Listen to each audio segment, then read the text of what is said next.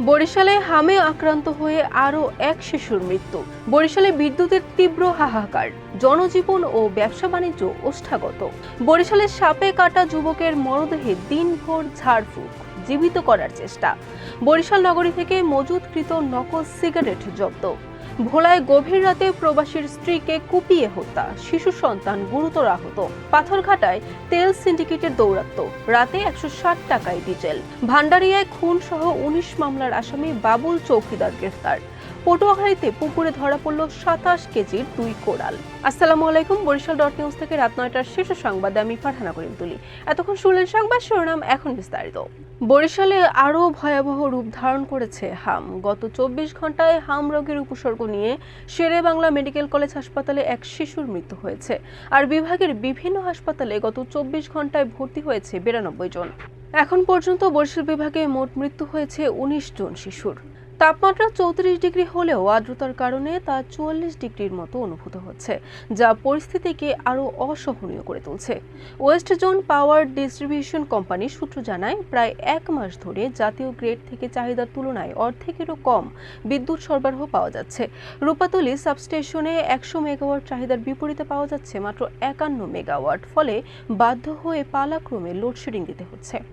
বরিশালের বাবুগঞ্জ উপজেলার চাঁদপাশা এলাকায় সাপে কাটা এক যুবকের মৃত্যুর পর দাফন না করে বাড়ির উঠোনে রেখে ঝাড়ফুঁক করার ঘটনাকে কেন্দ্র করে এলাকায় ব্যাপক চাঞ্চল্যের সৃষ্টি হয়েছে।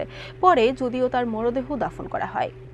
বরিশালের শুল্ক কর ফাঁকি দিয়ে বাজারজাতকরণে মজুতকৃত বিপুল পরিমাণ নকল সিগারেট জব্দ করেছে কোস্টগার্ড। শুক্রবার গোপন সংবাদের ভিত্তিতে নগরীর কাজীপাড়া এলাকায় অভিযান চালিয়ে একটি গোডাউন থেকে 23,19,600 টাকা মূল্যের 3,86,600 টাকা নকল সিগারেট জব্দ করা হয়। ভোলার সদর উপজেলার শিবপুর ইউনিয়নে গভীর রাতে এক প্রবাসীর স্ত্রী ও 2 সন্তানের জননী নাসিমা বেগমকে কুপিয়ে হত্যা করেছে দুর্বৃত্তরা। এ সময় তার 10 বছর বয়সী শিশু সন্তানকেও নির্মমভাবে কুপিয়ে গুরুতর জখম করা হয়। আহত শিশুটি বর্তমানে ভোলার সদর হাসপাতালে চিকিৎসাধীন রয়েছে। বরগুনার পাথরঘাটা উপজেলায় জ্বালানি তেল সরবরাহকে কেন্দ্র করে সক্রিয় হয়ে উঠেছে একটি শক্তিশালী সিন্ডিকেট। দিনের বেলায় কৃত্রিম সংকট তৈরি করে সাধারণ মানুষকে ভোগান্তিতে ফেলার পর সন্ধ্যা নামলেই গোপনে অতিরিক্ত দামে ডিজেল বিক্রির অভিযোগ উঠেছে। পিরোজপুরের ভান্ডারিয়া থানা পুলিশ অভিযান চালিয়ে কুখ্যাত 19 মামলার আসামি বাবুল চৌকিদারকে গ্রেফতার করেছে। শনিবার সকাল 11টার দিকে উপজেলার মাটিভাঙ্গা এলাকা থেকে তাকে গ্রেফতার করা হয়। পটুয়াখালীর মহিপুরে একটি পুকুরে বড় আকৃতির 2টি কোরাল মাছ ধরা পড়েছে, যার মোট ওজন 27 কেজি। মাছ দুটি স্থানীয় বাজারে ডাকের মাধ্যমে 24,000 টাকায় বিক্রি করা হয়। শনিবার সকালে মহিপুর থানার লতাচাপড়ি ইউনিয়নে মাইটভাঙ্গা গ্রামে জাকির খানের পুকুরে জাল টানার সময় এই বিশাল আকৃতির মাছ দুটি ধরা পড়ে।